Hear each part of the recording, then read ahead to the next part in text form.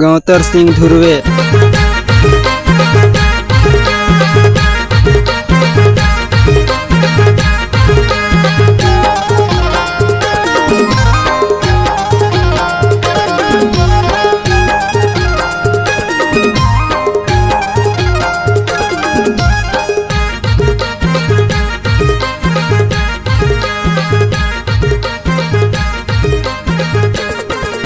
DJ गौतर।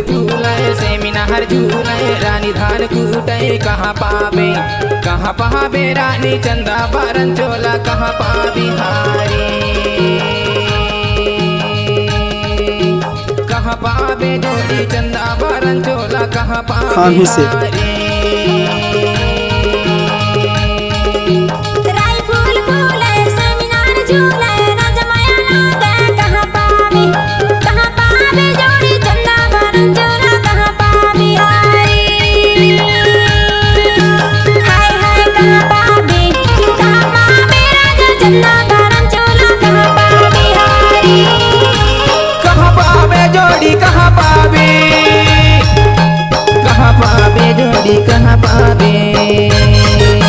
कहाँ पावे जोड़ी कहाँ पावे जोड़ी कहाँ पावे गाय फूल झूले सेमिनार झूले रानी धान कूटे कहाँ पावे रानी चंदा बारन चोला कहाँ पावे हारे कहाँ पावे रानी चंदा बारन चोला कहाँ पावे हारे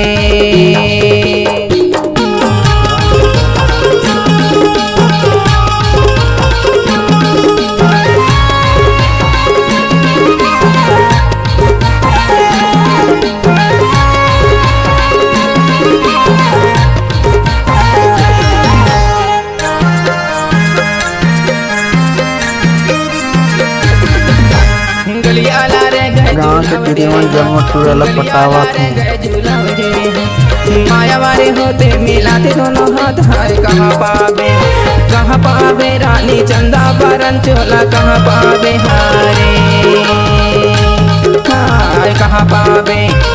पावे जोड़ी चंदा बारन चोला कहाँ पावे हारे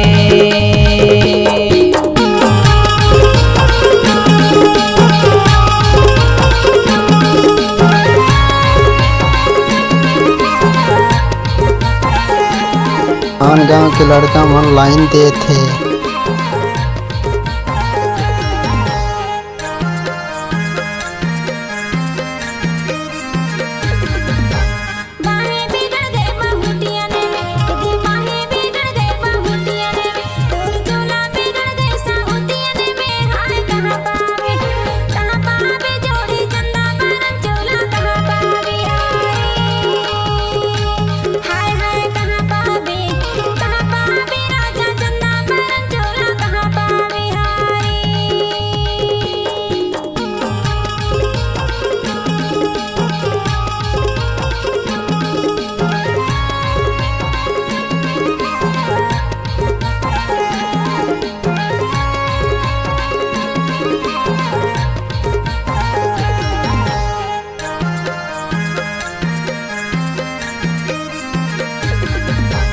कुटकी को दैया नाला में धोइले कुटकी को दैया नाला में धोइले तोरे आ गए लौआ मने में नोइले हाय कहाँ पावे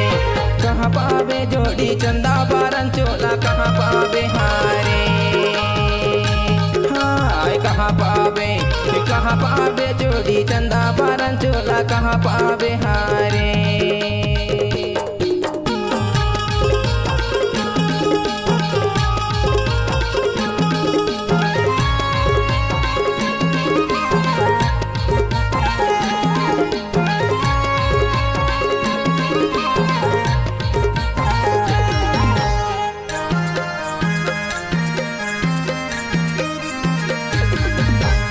आमा के डारी हलाम कैसे